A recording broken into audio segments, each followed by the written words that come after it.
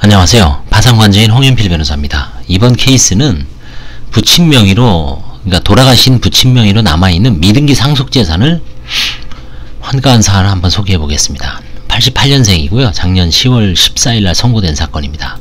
뭐 얼마 안 된 사건이죠. 결국 이제 환가를 한 거죠. 주거 이력을 보시면 주로 이제 경기도나 이제 서울 서부권 쪽에, 동부권 쪽에 안산, 하남, 남양주, 하남, 노원구 이런데 이제 채무자 소유로 안산에는 2013년 벌써 아주 오래전에는 집도 있었지만 이제 뭔가 좀 잘못되면서부터 처갓집, 채무자 소유가 이제 남양주에 있을 때 경매 처분됐고요. 주로 처갓집하고 이제 이모, 이제 친인척 주변으로 전전하면서 어렵게 산 것 같습니다. 2015년에서 18년 사이에는 주식회사 뭐 지입 차주였습니다. 일종의 자영이죠, 이건.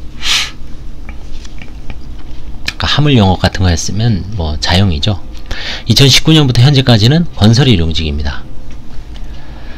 2015년 5월부터 개인사업자를 내고 전액 할부로 5톤 지입차를 구매하였으며, 이게 땡땡 주식회사란 회사에 닭 납품일을 시작하였으나 유류비를 부담해야 한다는 사실을 알지 못했고 결제를 위해 채무가 발생하게 돼. 결국은 이제 빚 좋은 개살구죠. 외관상으로는 뭐 한 300 결제면 너가 유류비 다 부담해 하는 순간 맛이 가죠. 유류비가 많이 올랐잖아요, 그쵸? 2016년경 동종업계에 문제가 생겨 일하는 시간이 줄어드는 일이 발생함. 여기 아주 경쟁이 치열하죠. 결국 이제 이거는 회사가, 지입회사가 이제 어떻게 영업을 해서 일감을 많이 따오느냐, 그쵸? 이 지입회사가 일종의 플랫폼이죠.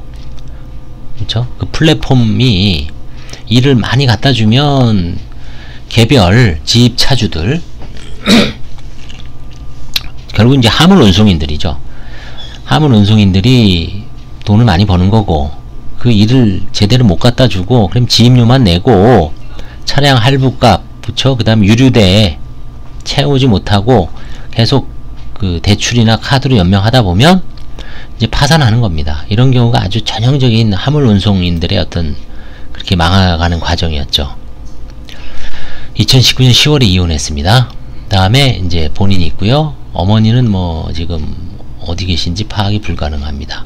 배우자는 있습니다. 유치원 교사로서 이제 자녀하고 이제 같이 있지만 이제 별거 중이죠. 이게 이제 왜 그랬냐면 파산하면서 이혼한 거예요. 처음에는 이제 이혼 신청할 당시에는 정상적인 부부였는데 중간에 이혼이 돼버린 거죠. 그래서 이거는 미처 이제 뭐 어차피 이건 신청을 기준으로 한 거니까 특별한 문제는 없습니다. 1억 8천이고요. 주로 이제 뭐 카드, 뭐 여기 보시면 캐피탈, 그쵸? 자산관리대부 쭉 아주 골고루 있죠. 그래서 현 채무자 명의 재산이 있습니다. 전북에 총 8필지에 대해서 5분의 1이 있습니다. 그러니까 3천만 원이거든요. 시가가. 그러니까 5분의 1이면 한 600 정도 되죠. 그 시가가.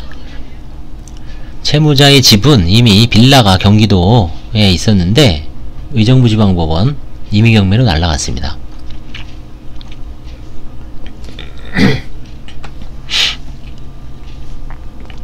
배우자 명의는 모닝이 있습니다. 좀 최신식이었죠. 그렇더라 손 치더라도 모닝 정도면 이건 이미 배우자가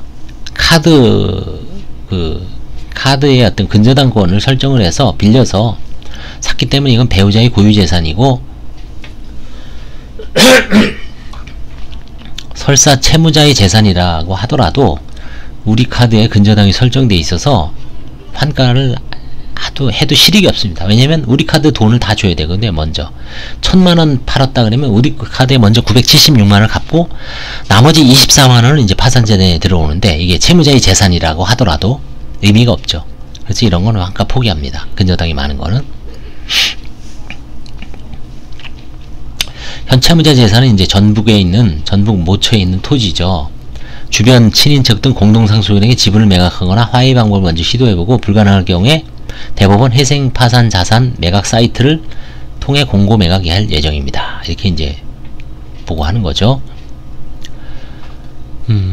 뭐 과거에 이거는 특별한 의미는 없습니다. 그냥 제가 메모해 놓은 거예요.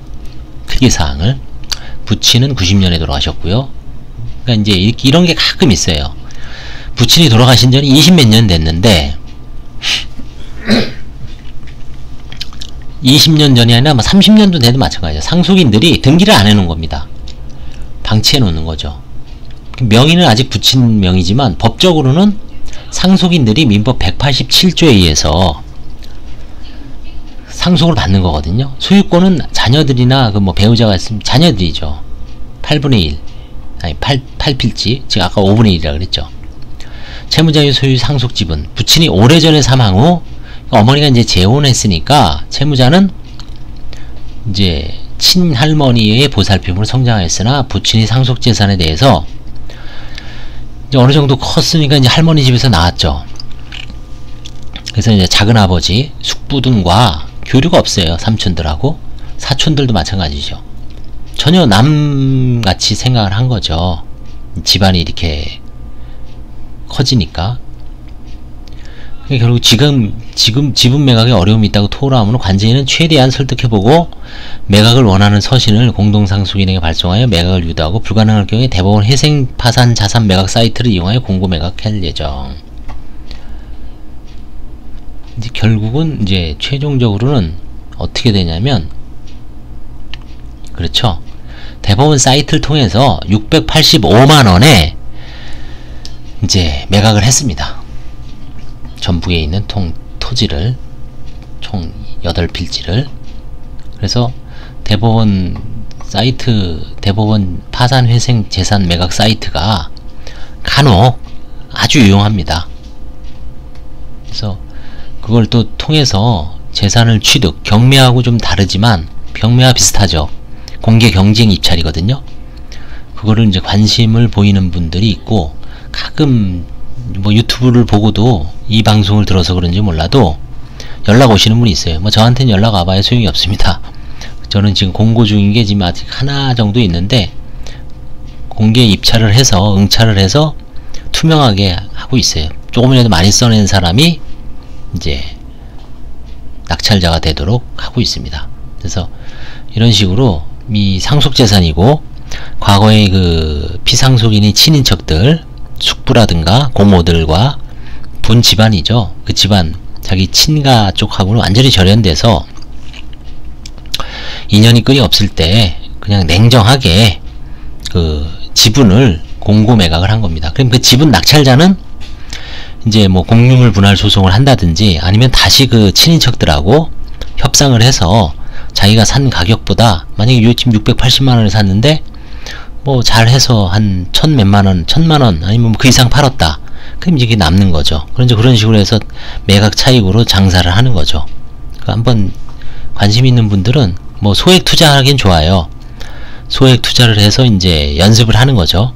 뭐 공유물 분할 소송도 한번 해보고 응찰도 한번 해보고 그리고 그 권리 분석 같은 것도 해보고 또 이제 관제인이나 접촉을 하면서 뭔가 또 어떤 인연에 사람도 좀 이렇게 인맥도 형성해 놓고 그 다각도로 어떤 좀 해놓으면 좋죠. 서울에만 관제인이 44명 있고 이게 지금 매각사 아마 관제인별로 한두 개 이상은 다 올라가 있을 거예요. 그렇죠? 그래서 어떤 거는 뭐 금액이 크지만 진짜 뭐 최저 낙찰 가액은 뭐 제가 보기에 한 250까지도 팔아본 적이 있는 것 같아요. 200에서 250.